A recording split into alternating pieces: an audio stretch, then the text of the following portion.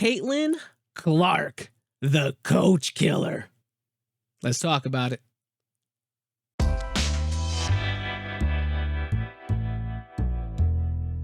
So, Caitlin Clark, man, there's reports everywhere. Is Caitlin Clark the coach killer?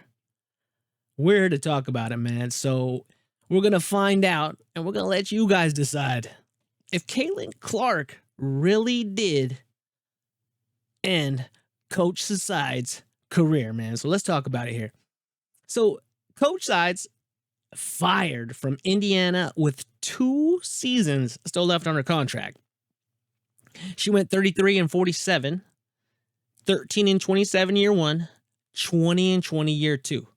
Both years she had rookie of the years, Aaliyah Boston and Caitlin Clark.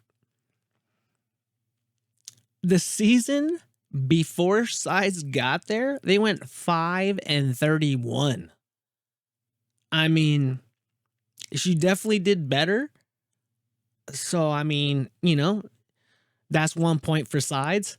Led Indiana to their first postseason playoff game since 2016. Man, big up. Shout out to Indiana for that. Another point for Sides there, right? I mean, she went down to recruit Aaliyah Boston after Aaliyah got taken out by Caitlin Clark in the Final Four. I mean, like she's definitely, I feel like she's Mark Jackson-y, man. We're like, Mark Jackson came into the Warriors and he started putting the pieces of the puzzle together, and then they let him go, man. And it was like, man, he was just starting to cook.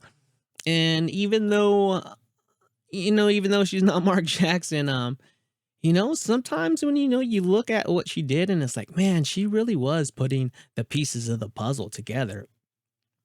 So she drafts Caitlin Clark, immediately put in a lose-lose situation, 11 games in 20 days. 4 out of those 5 games up against powerhouses, New York Liberty, Connecticut Suns. I mean, how are they going to put her up against Stewie, bro? How are they going to put her up against Dejanay, her biggest hater all year? I mean, that is diabolical, bro. That's the devil's work right there. Like, and then to boot, no one knew that all of a sudden these players were all up in their feelings and we're going to go after Caitlin Clark and literally just playing her like she was already, unstoppable, and they needed to, double and triple team her, right, from the get. Like, it was crazy, man. It was crazy work.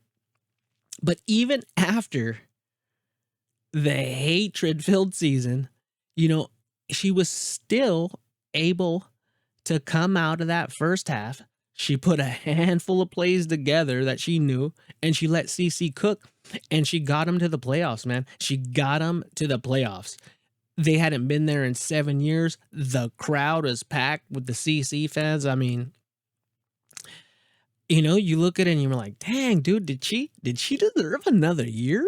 Like, did they pull the plug a little too early on the Christie Sides firing? But then you quickly remember all the WTF moments that she had. Like, it was insane. There was too many, but I mean, I watched a clip of Caitlin Clark. She's bringing up the ball, passes it off. She's looking for a screen. She calls a screen. Sides calls the screen off. The girl turns it over. Clark is heated. Whistle's called.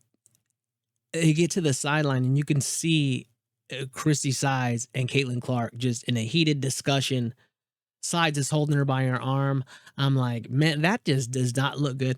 And it's wild because if you watched all season, like, it almost never looked like Caitlin Clark was ever on the same page with her, man. There was never like, I mean, you rarely seen them high-fiving or like, like, yeah, I mean, they never looked like they were synergizing, man. It always looked a little bit messy. It always looked a little bit messy.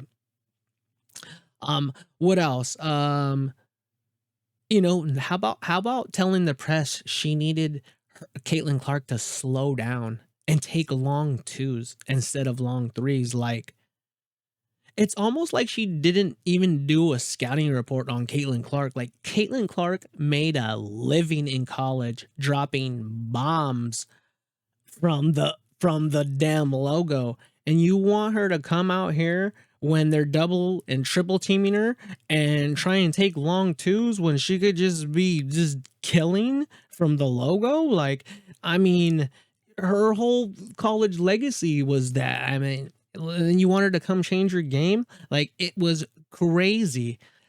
Lexi Hole told a story about Christie Sides blasting the music and Caitlin Clark getting upset and telling her to turn it down because she was getting a migraine. And Christie Sides wanted them to get used to the crowd noise. It's like, this girl was a rock star at Iowa. Do you think she needed to get used to the crowd noise? Like, my goodness, like, that is just like mind blowing. Like, I mean, almost as mind blowing as sabotaging her first triple double. How about that? Like, that was just like, that had people just, that's when people really start saying, like, what is Christie Sides doing? Like, this girl was literally trying to sabotage Caitlin Clark's rookie of the year run, man. Like, it was insane to watch. And you know what happened was they got a week off, right? And when they came back after that week, it was like 5 days off or something. You seen a little change. I was like, oh, they were able to practice and put some plays together, right? Then when that Olympic break came, that's when you've seen a huge change. The Olympic break is really kind of what gave them the time to really practice and really set the tone for the second half of the season, man. But was it all Christie? Was it all Christie Sides though? Right from the get go, the first few games, I thought Nalissa was the best player on the team. I was like, oh my gosh, Nalissa Smith is like insane. She she was actually like the I think she was like the leading scorer like in the first two games, or at least the first game. But I personally, I was like, dude, this girl's dope. I really like this Nalissa Smith. But then, after I realized, I was like, well, wait a minute, dude.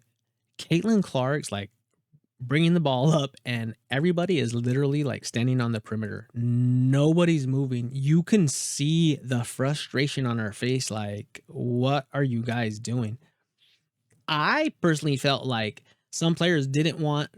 They were like, "Go ahead, do what you're gonna do." Like, they weren't like. It's almost like they didn't know how to play basketball, how to move, how to set screens, how to pick and roll, like out of the basics. Like, it was like they were like, do your own thing, man. That's what we do.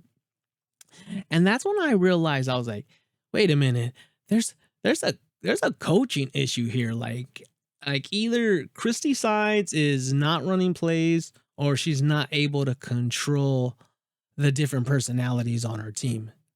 And I was like, hmm. But after they kind of started getting rolling, that's when I realized, wait a minute, Nalissa Smith, she doesn't want to be part of this pick and roll game that you've seen Caitlin Clark running with Fag Bentley in Boston. I was like, how come Fag Bentley and Boston are so good at running this pick and roll?